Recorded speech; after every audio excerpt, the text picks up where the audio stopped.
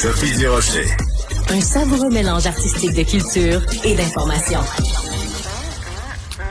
Au cours des derniers mois, chaque fois qu'on a entendu le nom de famille Guzzo, c'était pour parler des problèmes financiers du groupe Guzzo. Aujourd'hui, je reçois Vincent Guzzo, président des cinémas Guzzo, parce que Vincent, au cours des dernières heures, tu as annoncé sur ta page Facebook la réouverture d'un cinéma.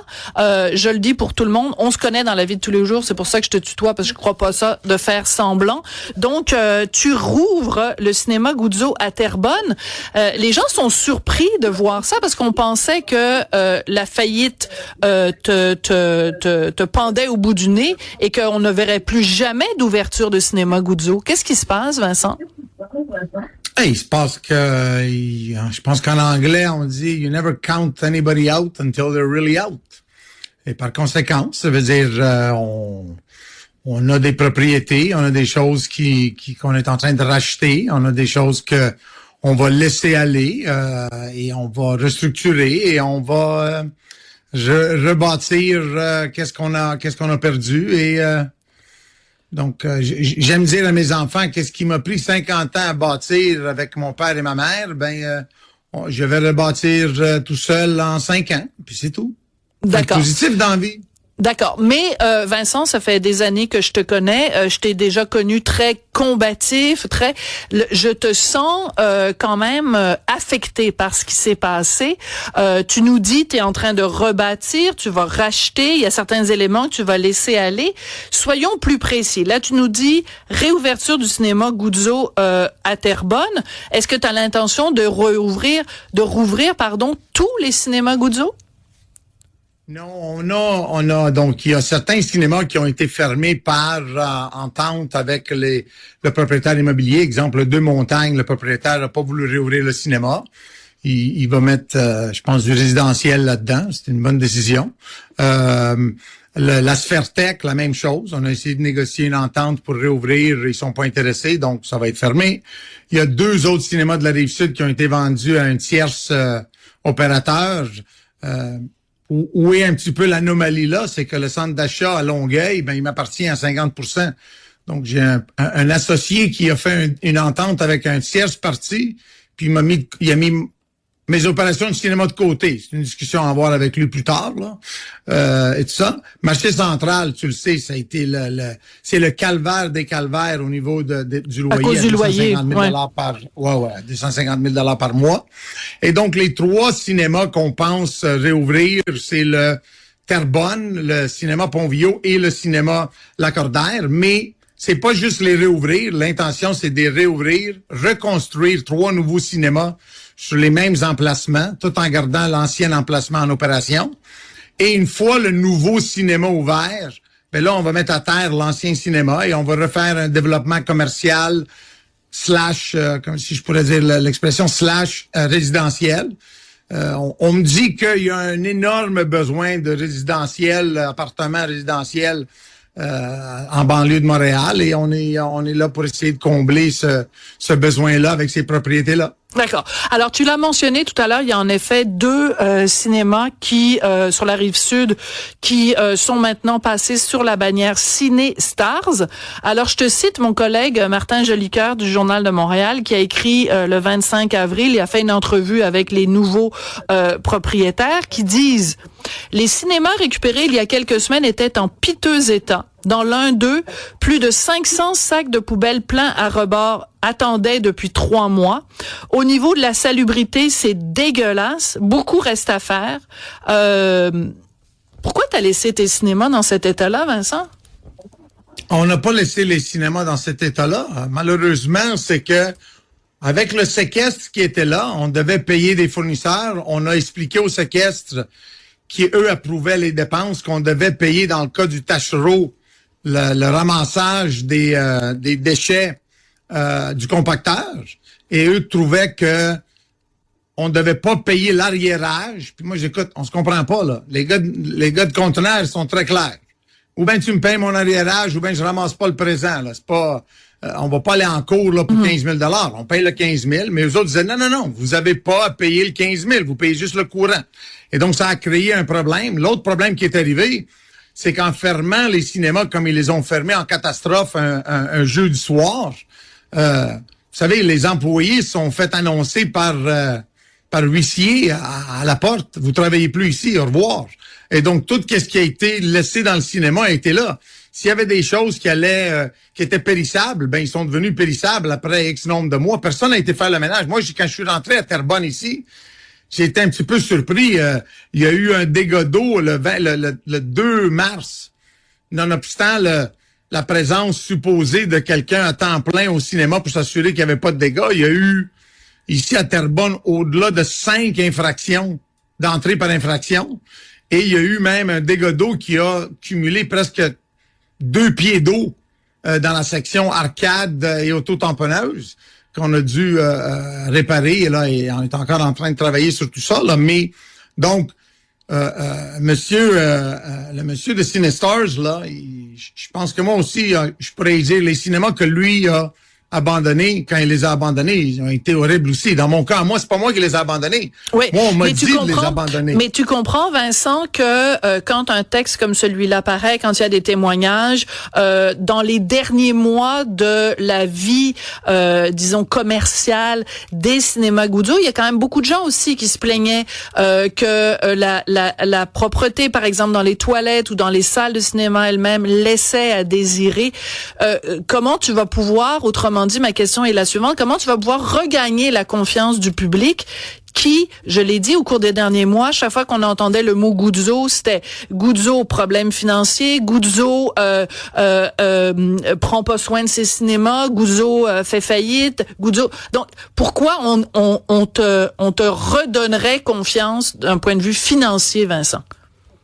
Alors, premièrement, tu sais qu'on a déjà eu cette discussion-là. J'ai été un jour voir Dune au Scotiabank pour l'avant-première avec Denis Villeneuve et j'avais noté que les toilettes étaient extrêmement sales, mais je suis assez intelligent pour réaliser qu'il y avait 1000 personnes qui venaient de passer dans ces toilettes-là. C'est sûr que, donc, ça, je pense qu'on a déjà discuté que quand on a des cinémas qui opèrent à gros volume, dépendamment de quand qu'on se trouve là, si on est entre la séance de 1 heure et 3 heures quand on a un film comme Moana à Noël, c'est le bordel.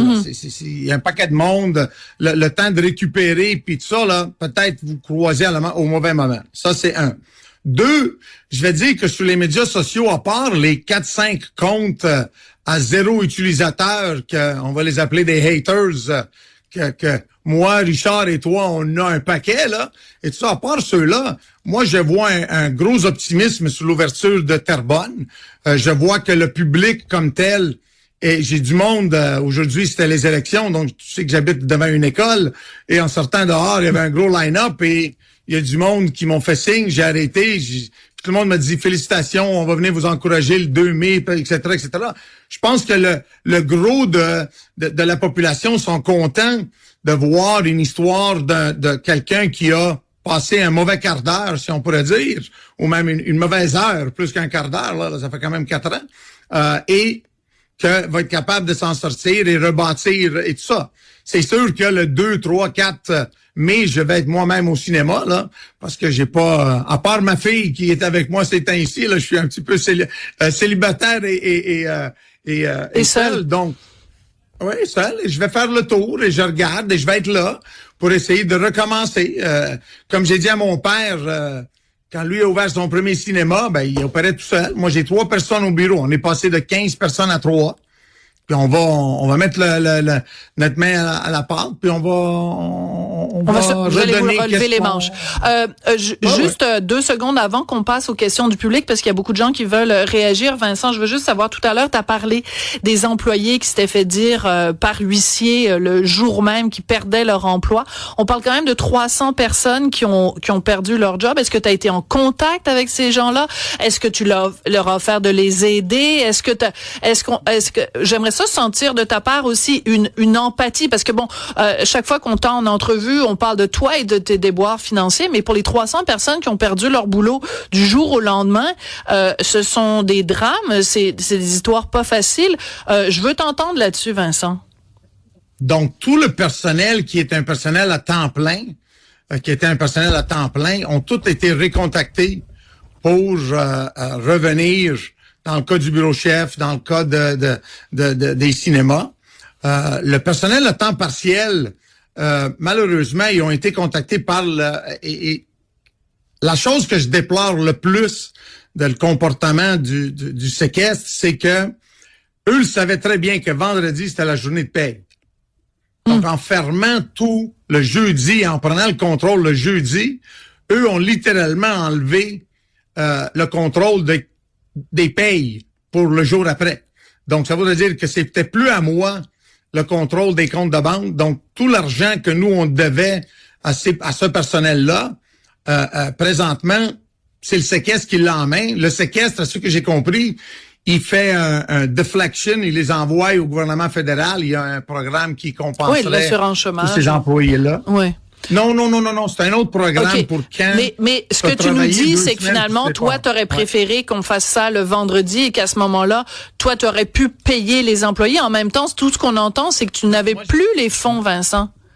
Ouais. Moi, j'avais demandé au séquestre de fermer lundi, de continuer la fin de semaine, de payer les employés et de fermer au moins que moi, je perde le contrôle le lundi. Et eux ont refusé. Ils m'ont demandé $1 million de garantie pour avoir 3 jours de plus. Mais même durant ce 3 jours-là, c'est eux qui contrôlaient avec mon argent. Donc, tu comprendras, Sophie, que j'ai dit, écoute-moi bien, si c'est moi qui mets $1 million sur la table, c'est moi qui vais prendre les décisions, c'est pas toi. Et tout ça. Et donc, c'est resté là. Mais tous les employés à temps partiel de Terrebonne ont été recontactés par les gérants pour leur offrir à eux avant le retour. Et j'ai une discussion, moi, à avoir avec tous ces employés-là parce que j'aime pas le fait qu'on a laissé les employés à dire, voilà un site Internet, allez là, puis faites votre demande de compensation pour les 2 semaines que vous avez pas été payés. Quand c'est bien beau dire qu'on n'avait pas l'argent, la vérité, c'est qu'il y avait des argents qui devaient rentrer de la part de certains fournisseurs comme Costco, etc., etc. Et donc, l'argent était là, mais l'argent a été dévié à d'autres dépenses. Plutôt que de payer les employés. Décidé. D'accord. Exactement, parce que... Oui, je veux entendre les gens. Je veux juste entendre aussi nos auditeurs, Cybèle. Il y a beaucoup de personnes qui sont très contentes déjà de la nouvelle, de savoir que ça va rouvrir. Il y en a qui disaient même que Terrebonne, celui de Terrebonne, c'était son préféré. Puis quelqu'un vous demande, M. Goudzo, si celui de Saint-Jean va rouvrir. Malheureusement pas. Il va pas réouvrir. Le propriétaire, je vais vous dire que j'ai encouragé Cinéplex Odéon à contacter le propriétaire et à faire une entente pour qu'ils reprennent le cinéma. Comme ça, eux pouvaient fermer leur ancien cinéma dans le vieux Saint-Jean. Mais le propriétaire a voulu jouer, j'assume la carte de la négociation, il a doublé le loyer que moi je payais. Et Cinéplex a dit, écoutez, ça fait pas ça. Moi, j'avais dit à Cinéplex combien je payais.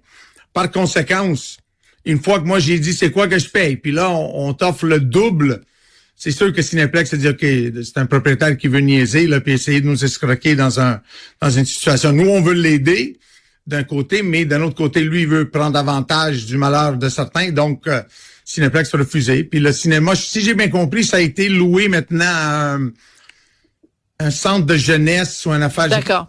Donc, une affaire gouvernementale. Donc, pour résumer, le 2 mai, tu rouvres le cinéma à Terrebonne. Ensuite, tu vas rouvrir, t'as l'intention de rouvrir Pont-Vieux, Lacordaire, reconstruire 3 autres cinémas. Par la suite, détruire les cinémas qui sont peut-être un petit peu passés date et faire du résidentiel. Vincent, comment tu voudrais qu'on présente l'entrevue d'aujourd'hui? Autrement dit, une phrase qui résumerait, ce serait quoi?